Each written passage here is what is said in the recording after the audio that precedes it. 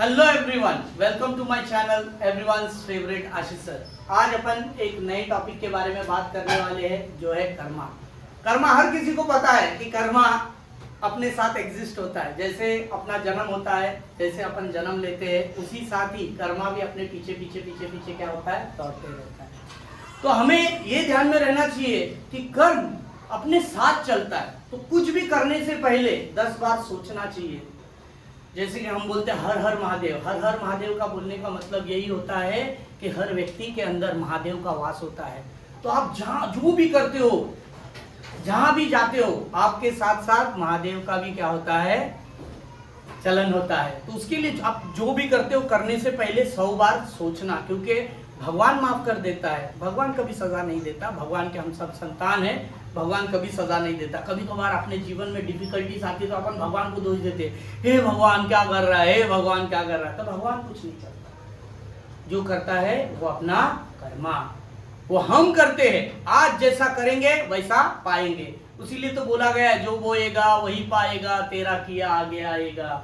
सुख दुख है क्या फल कर्मों का, जैसी करनी वैसी करनी। कुछ लोग एक कर्मा को समझ नहीं पाते और कुछ जन अच्छे करते करते अलग राहों पे निकल जाते हैं। जैसे कि कोई अच्छा कर रहा रहेगा तो उसके जीवन में दुख ज्यादा है, उसके जीवन में दुख होता है, कठिनाई होती है, मुश्किलें होती है, पर कभी उनका अंत नहीं होता। मतलब वो कभी प्रॉब्लम से घिर के खत्म नहीं हो जाते। प्रॉब्लम को वो कैसे ना कैसे सॉल्यूशन ढूंढ ही लेते अगर वो अच्छा है तो कभी कभी भगवान भी बड़ी बड़ी एग्जाम्स लेते हैं। जैसे कि तुमको एमबीबीएस करना है, एमबीबीएस करना है तो बहुत सारे टेस्ट देना पड़ता है। उसी तरह अगर भगवान की भक्ति में जाना है तो तुमको बहुत सारी कठिनाई आएगी, जीवन में बाधाएं आएंगी, और उस बाधाओं को जब पार करके जाओगे तभी तुमको मोक्ष मिलेगा। तो इंसान जब जन्म लेता है तो रोते हुए आता है, जब मरता है तो रोते हुए जाता है। उसके बीच में जो काल है, उसके बीच में जो जीवन है, वही तुम्हारा क्या है, जीवन है। वहीं पे तुमको हंसना है, वहीं पे तुमको रोना है। और हंसना रोना सब किसके ऊपर निर्भर करेगा, तुम्हारे कर्मा के ऊपर। अगर तुम अच्छा करते हो तो डेफिनेटली आज नहीं तो 10 साल के बाद उसका फल मिलेगा।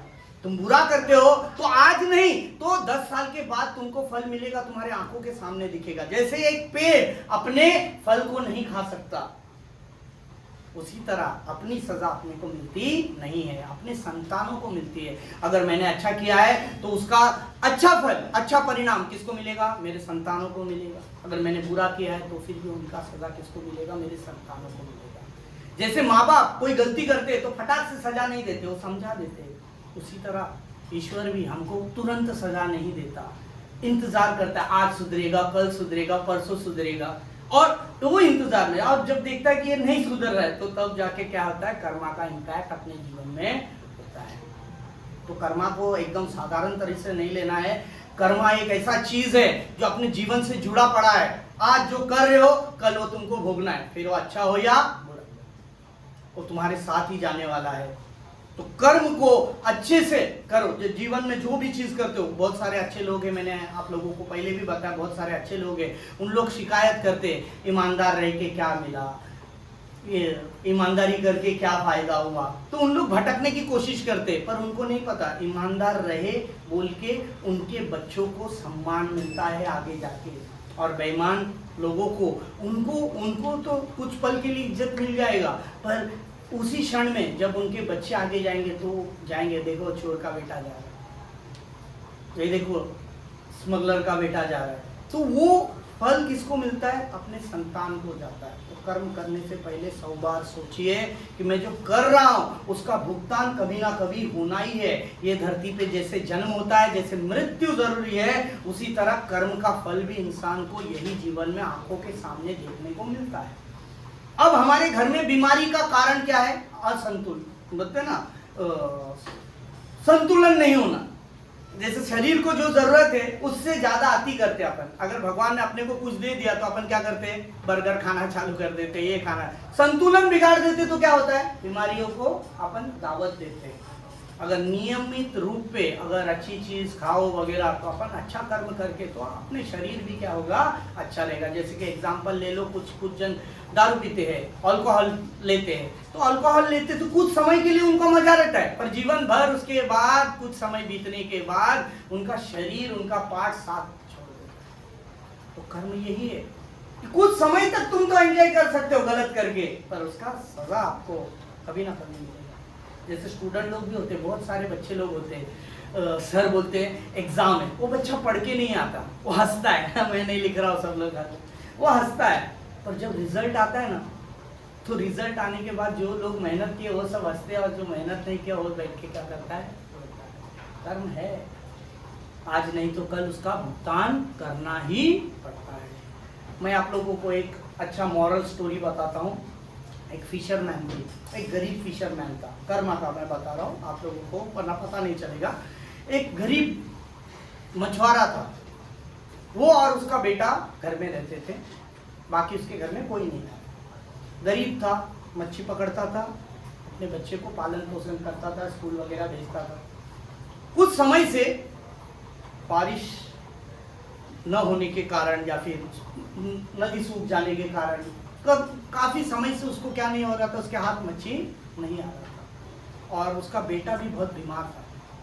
तो वो भगवान से दुआ करके जाता है, हे भगवान आज तो कैसी तो मच्छी दिला दो, मेरा बेटा भूखा है, बीमार है, उसके लिए दवा लाना है, खाना लाना है। तो भगवान का स्मरण करके वो नदी में जाता है, जाल फेंकता है, पहली जाल में उसको इतना बड़ा मच्छी हाथ आ जाता है। वो मच्छी को देख के खुश हो जाता है, उसकी सारी दुख भाग जाती है, सारी पीड़ा भाग जाती है उस मच्छी को देखकर। वो बोलता है आज मैं अपने बच्चे के लिए रोटी लेके जा सकता हूँ, कपड़ा लेके जा सकता हूँ, दवाई कर सकता हूँ, उसका स्कूल का फीस भर सकता हूँ, सब कुछ कर सकता हूँ, ये सोचता है वो मन में। और ये सारी चीजों को एक दुष्ट आदमी दूर से, ताकतवर रहता है शरीर से, हट्टा खट्टा दादा टाइप होते नहीं क्या, वो दूर से देखते रहता है कि मछुआरे को इतना बड़ा मच्छी मिल गया। वो फटाक से आता है, उसका कॉलर पकड़ता है, बोलता है वो मछली मुझे दे दे। तो बोलता है साहब मैं नहीं दे सकता, मेरा बच्चा भूखा है। तो बोलता मुझे कुछ नहीं पता, जबरदस्ती उसको धक्का मार के उसकी मछली छीन लेता है उसके हाथों। वो रोते रहता है, वो मछली छीन लेता है। तो मछली पकड़ के वो चलते रहता है, वो दुष्ट आदमी नदी के किनारे से वो चलते रहता है। तो अचानक वो मछली वो क्या करती है, उसकी उंगली पे क्या कर लेती है, काट लेती है, और काटने की वजह से उसके हाथ में दर्द होता है, और वो मछली को छोड़ देता है, और मछली वापस से पानी में चली जाती है। वो घर पे चला जाता है, वो दुष्ट आदमी घर पे जाता है, तो रात को उसका ये हाथ दर्द करने लगता है। फिर वो दूसरे दिन सुबह फटाफट दौड़ के तड़के सुबह डॉक्टर के पास पहुंचता है। डॉक्टर को बोलता है डॉक्टर साहब मेरा उंगली देखो क्या हुआ है, मेरा हाथ बहुत दर्द कर रहा है। तो डॉक्टर चेक करता है, ब्लड टेस्ट वगैरह करता है, तो बोलता है कि अरे यार आपको तो पॉइजन हो गया है, तो आपका ये हाथ कितना काटना पड़ेगा। तो बोलता है जो भी है करना है कर लो, मुझे बचा लो। तो उसका हाथ काट इतना हाथ काट देता है। फिर दूसरे दिन घर पे जाता है, रात को यहाँ पर दर्द होने लगता है, बढ़ जाता है दर्द बढ़ जाता है। फिर दर्द बढ़ता है तो वो वापस से डॉक्टर के पास जाता है। डॉक्टर को बोलता है डॉक्टर साहब मेरा ये हाथ भी दर्द हो रहा है। तो डॉक्टर साहब बोलता है कि ये हाथ भी क्या करना पड़ेगा, काटना पड़ेगा, क्योंकि जहर फैल चुका है। तो ऑपरेशन करके घर पे जाता है, रात को वापस यहाँ पर दर्द होने लगता है। वो दूसरे दिन आता है, डॉक्टर को बताता है यहाँ भी दर्द हो रहा है। तो डॉक्टर बोलता है पूरा हाथ काटना पड़ेगा।